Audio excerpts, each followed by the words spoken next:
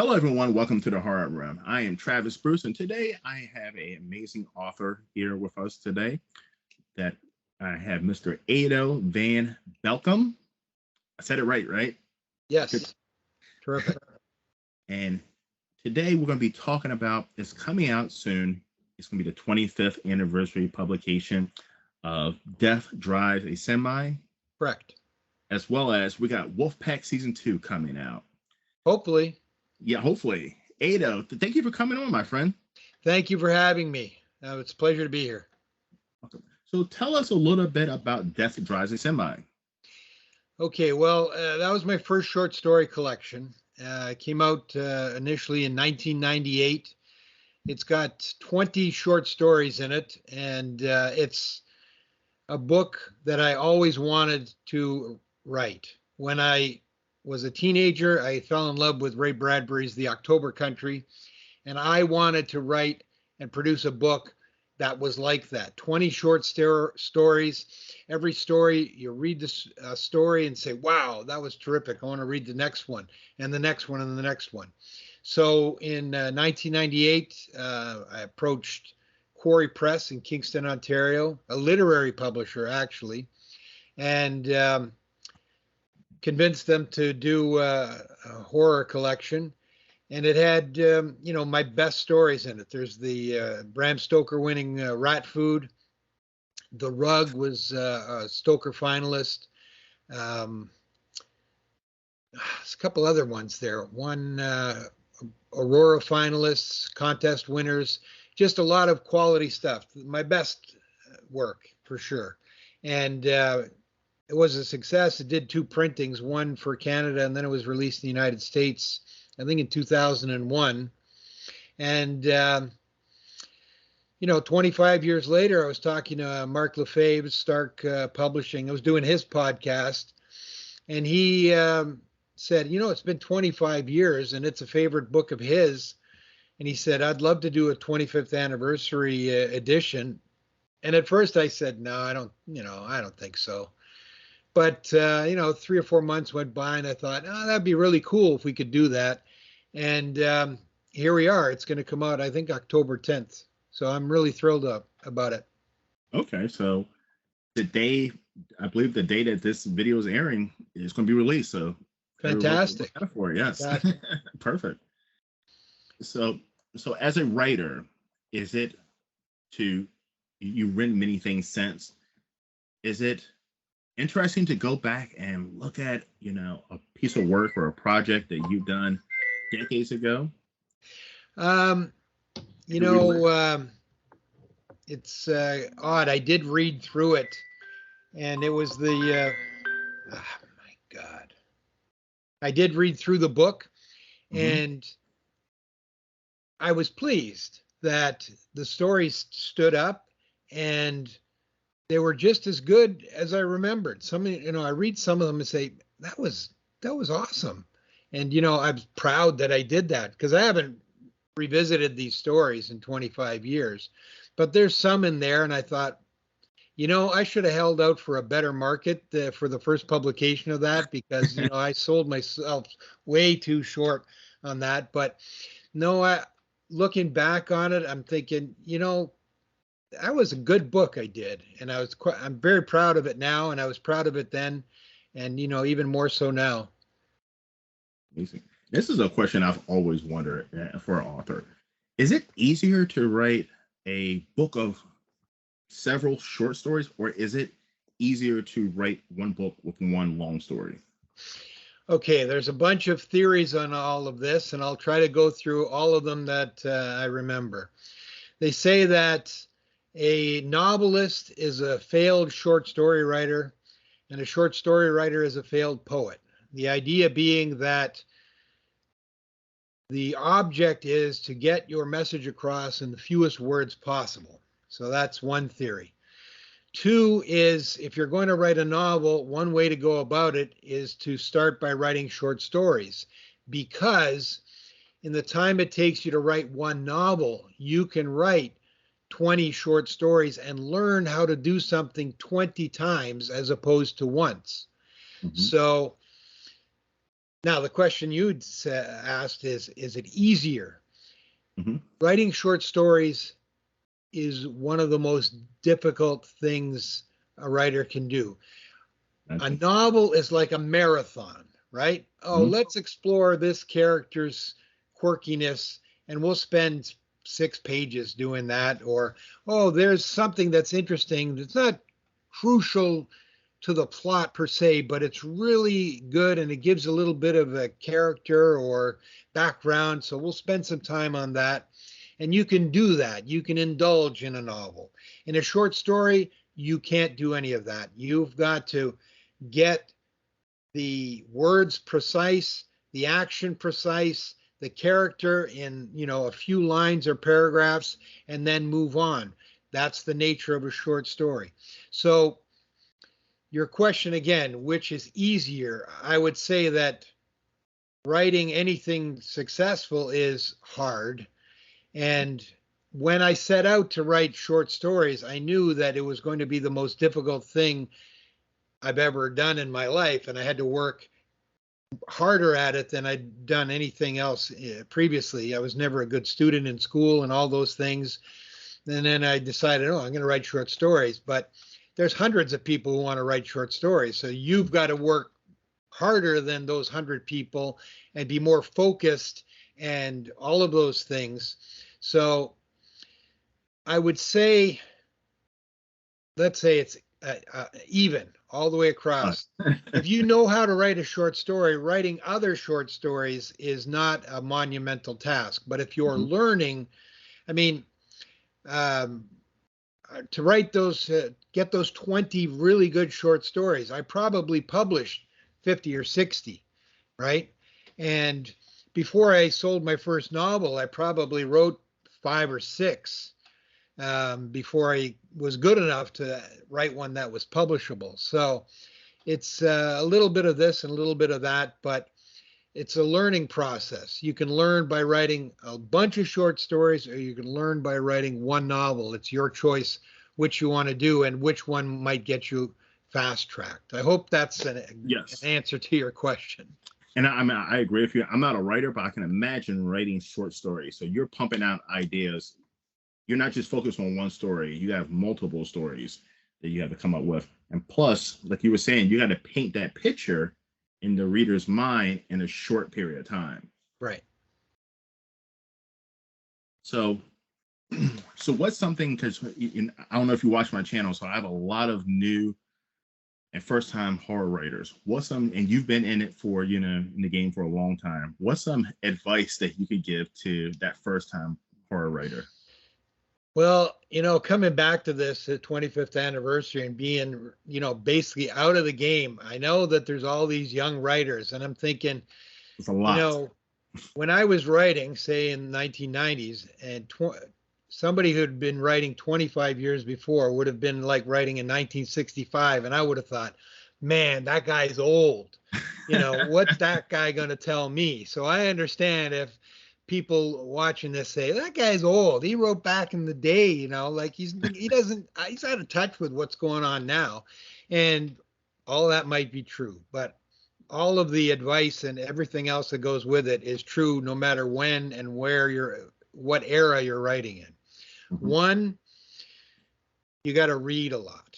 When I was starting out, I had pants that I could put a paperback in each pocket on the side of my legs, cargo pants, because if I had a minute to spare, I could pull it out and read. So I had to read all kinds of other authors. One of the problems with newer writers and aspiring writers is they're only interested in their own writing, not anybody else's.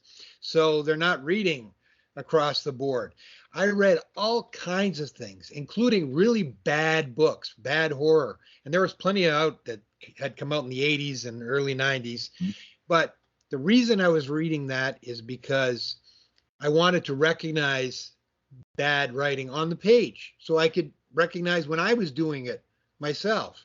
So you've got to read widely, read all kinds of things, nonfiction, newspaper articles, having a good grasp of the world around you is important. All of that is important. The next thing is you've got to write. When I was starting out, people were saying, "Oh, I'd like to be a writer, but I don't have the time." Well, when I did my first novel, Wormwolf, it was based on a role-playing game. They gave me, a 6-week deadline. And it was like, oh my God. So I woke up early, got an hour in before breakfast, and then all day, and then lunch, and then back to it again. And then after supper, well, let's go back upstairs and get a few more hundred words in. And even when I was, if I have working a full-time job, you wake up an hour early before everything else and you do it. Even if you're doing 100 or 200 words a day, at the end of the year, you'll have a novel. 100, 200 words a day adds up to a novel by the end of the year. So you've got to read and you've got to write. I don't know if young writers today know the name Joe R. Lansdale.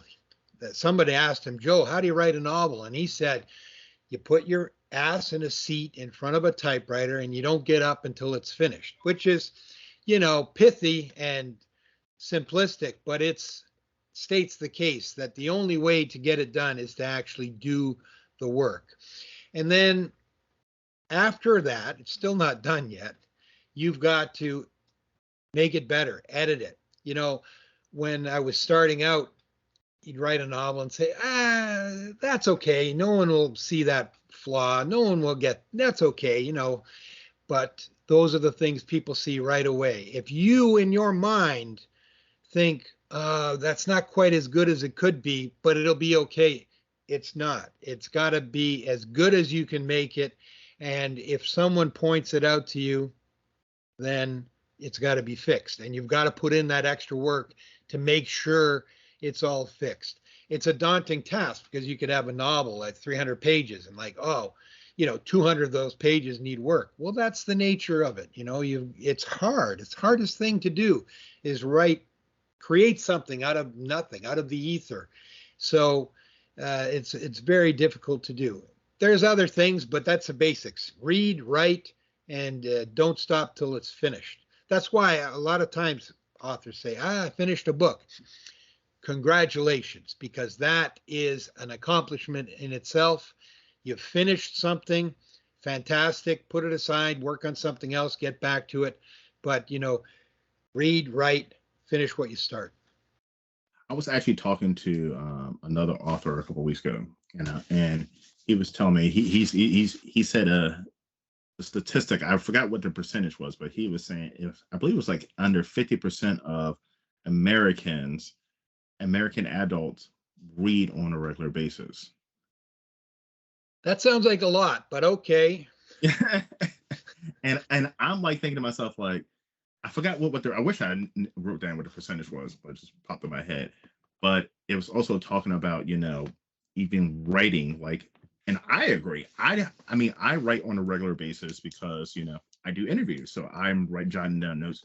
But majority of Americans do not write on a regular basis. We have computers, we have cell phones, we have so forth. Do you think there's something as an author with actually taking a pen, piece of paper, and writing down a piece of paper? It gives you more of a feel than typing on a keyboard? Well, I started typing on a typewriter, and before that was writing with a pen.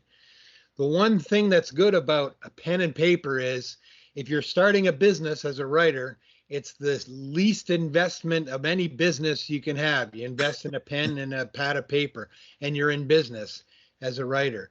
Well, we could talk about how the sensual feel of writing something down on paper, the accomplishment of, the flowing and everything like that.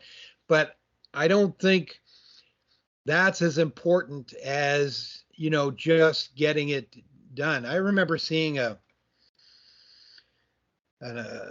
video of this Chinese or Japanese artist who figured out how to do artwork by Microsoft Word, like just putting pixels on the screen, and it took him like months to do one picture, but that was his medium and that worked for him. So once you start typing or using a computer, it becomes second nature. When I was at my peak, I had an ergonomic keyboard and I could sit down there and it felt like you were molding pottery, the way the keyboard went, but it felt comfortable. Just get something comfortable.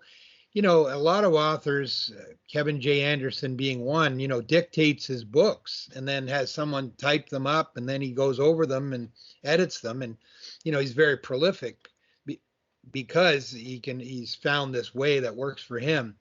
But, whatever way you want to do it, it's not for me to say, this is the way you should be doing it. That's the way, it's better than this way. Whatever works for you.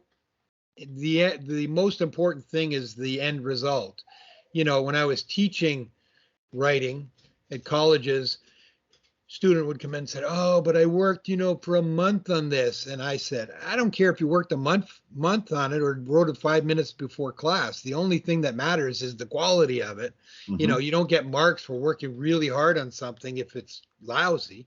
You get marks on something that's really good. So whatever is comfortable to the author and whatever works and whatever, doesn't keep them away from writing. Oh, I got to boot my computer up and it's going to Yeah. take 5 minutes before I can get to there and the idea is gone or something. That's all,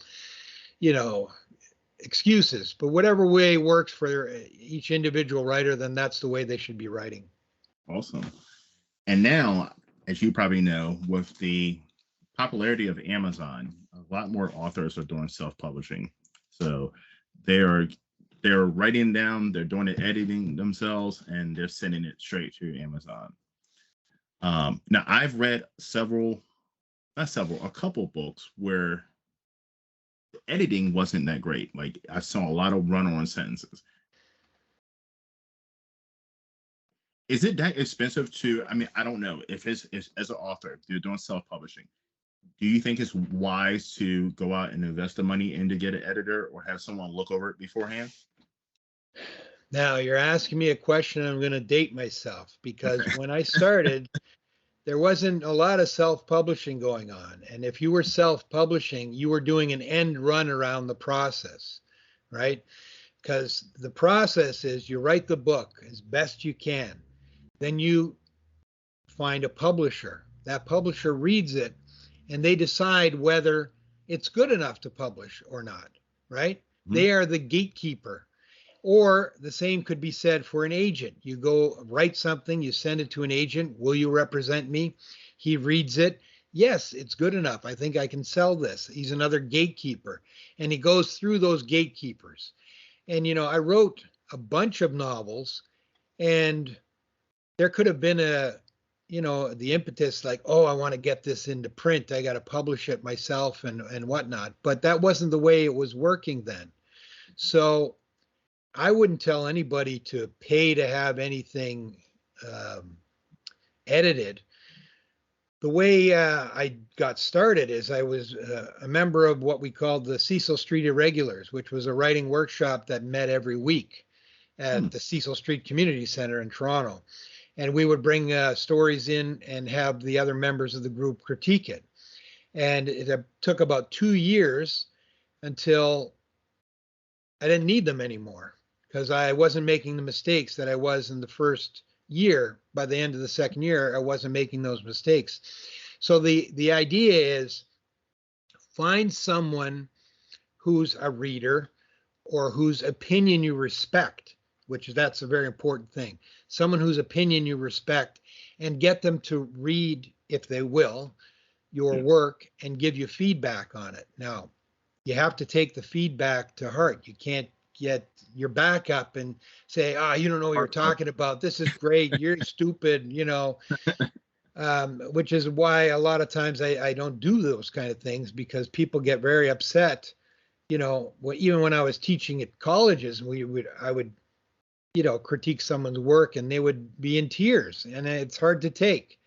But, it's the way of the world. Harlan Ellison, who taught many writing courses, said, if I can convince you that you were never meant to be a writer, then you were never meant to be one in the first place. The thing is, if he can convince you that it's not worth your time and you say, well, I guess it's not worth my time, then you were never going to make it because you didn't have that internal fortitude or the character to push through the criticism and the rejection, because there's going to be a lot. There is. Self-publishing, avoids all of that. But what you're saying, there's a lot of, people aren't ready for publishing, and they want to publish because they want to have their book. I mean, that's fantastic. Sexiest thing in the world. Look at this book. It's got my name on it. Wow. But is it, are you going to give it to somebody and they're going to say, oh man, you're the bomb. That's fantastic. This is your life's work. Or they're going to read it and kind of say, oh yeah, it was great. Thanks for the book. Or, so it's a fine line. If you have the money and somebody wants to edit it, that's, spend it, I guess, if you have it. But I would not advocate that as an avenue.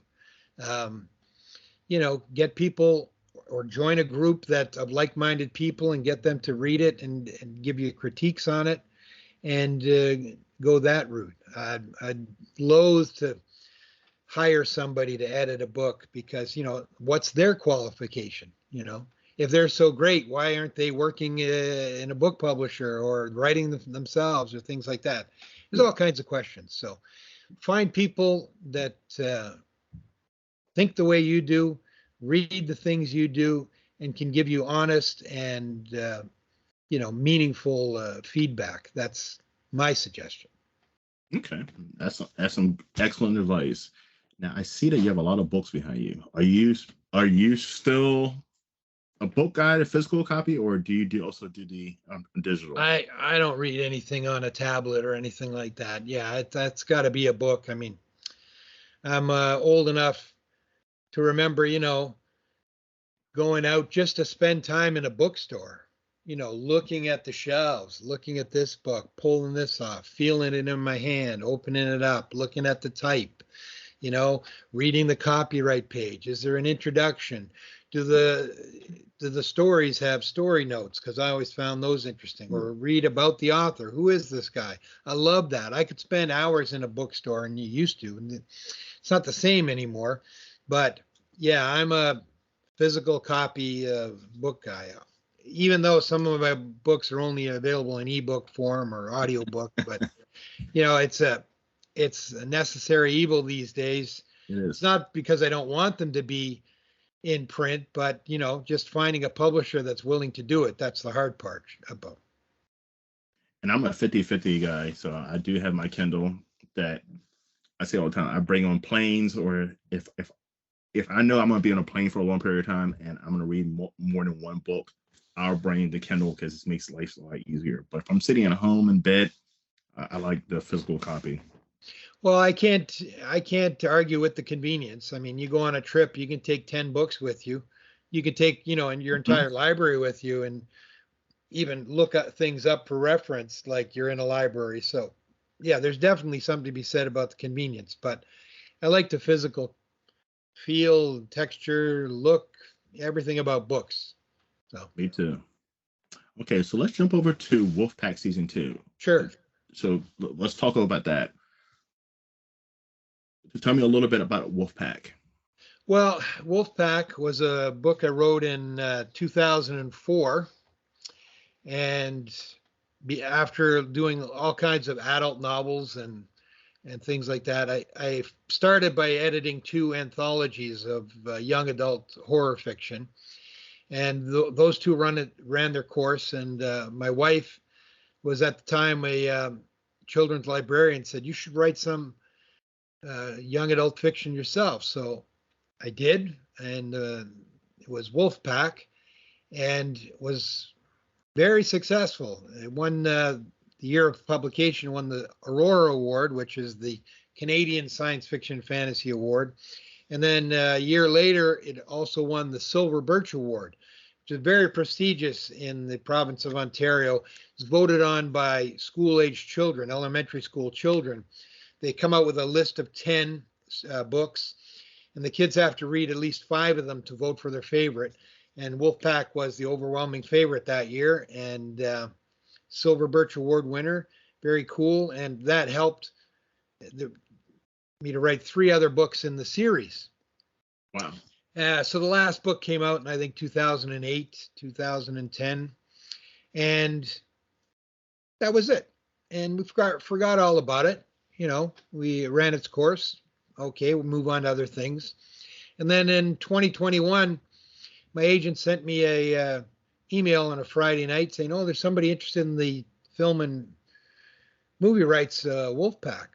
Okay, this thing had happened before.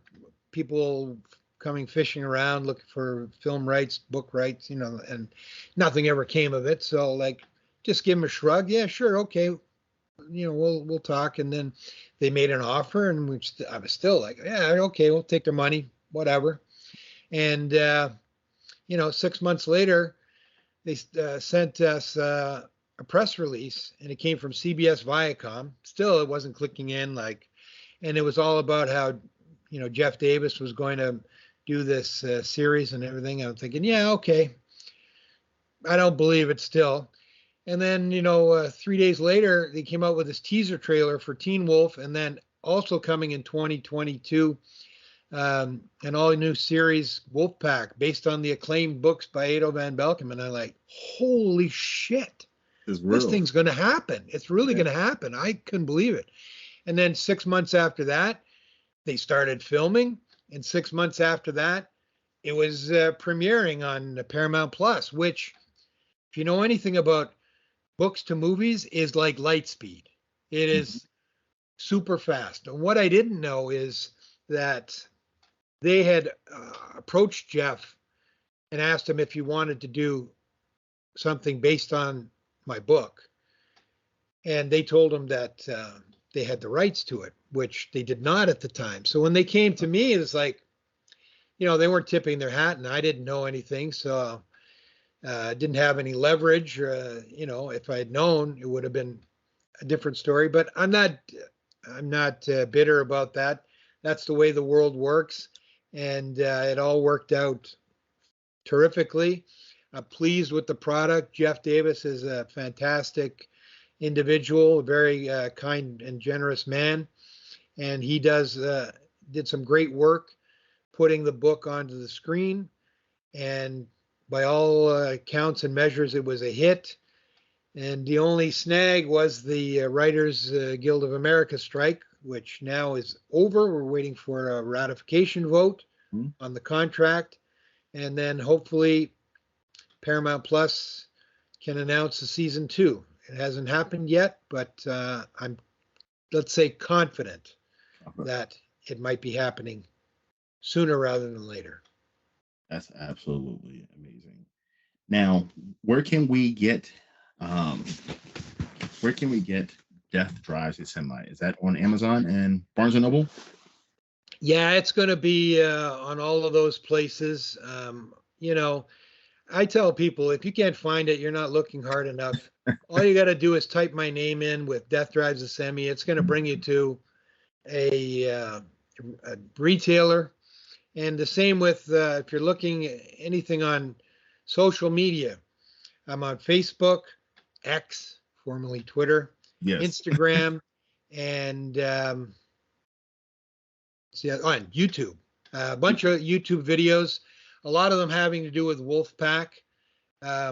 Even a whole talk about how it went from page to screen, and all kinds of things like that. And I do a thing called Wolfpack Facts, where I talk about the series and how it compares to the books and like that.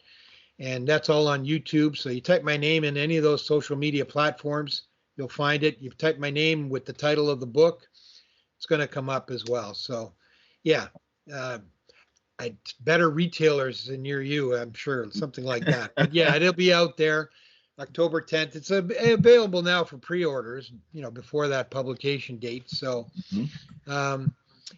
I just hope we can get some readers and share my enjoyment in creating the stories and publishing the book, because it was a labor of love. And Mark Lefebvre, the publisher, also, for him, he loved the book and he wanted to be the publisher of it.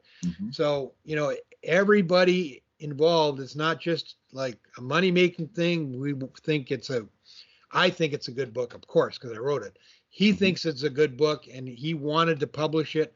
So, and there's a lot of people that think it's a really good book. So I'm pleased with that. Hopefully, we'll find some more when the book comes out. I got my copy. I'm looking forward to. I'm gonna start reading this bad boy tonight. Actually, Well, I'm I'll look forward to hearing from you. If yes, you feel what I tell people, it's funny.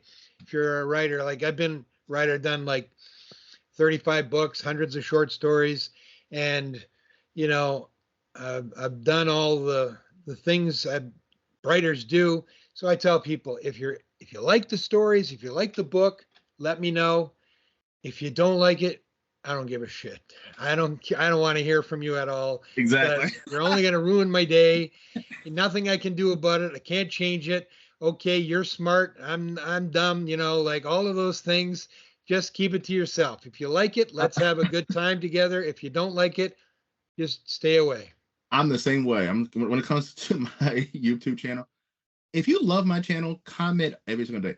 If you hate my fucking channel, then don't comment. Why are you gonna take? I hate your fucking channel. Why? Why do I need to hear that? And if you want to give me some constructive criticism, hey, try doing this. Blah, blah, I'll listen to that. But if you're gonna say I fucking hate your channel and your channel is a piece of shit, then why even put that on there? Why do I need to not know that? So no, I would never ever do that. Yes. So you know where I'm coming from. Yes, 100%. Well, All right. it's been an absolute pleasure having you on, my friend. Thank you. Come on anytime. I'll come on again if there's a Wolfpack season 2. Have me on. We'll talk all about it. I'll share some behind the scenes photos and things like that. I'd be more than happy to do this again. It was a lot of fun. Listen, you're more than welcome. I look forward to it. Everybody go on to Paramount Plus and check out Wolfpack season 1 so you can get ready for season 2 when it comes out after the writer's strike. Absolutely. And please go out to Amazon, Barnes and Noble, wherever you get. Yeah, it'll be all those places. Yes, and you can find Death Drives a Semi, the 25th anniversary. Check it out. All right, guys. Well, thank you for coming to the Horror Room. I'm Travis Bruce. You all have a good night. I'll see you next time.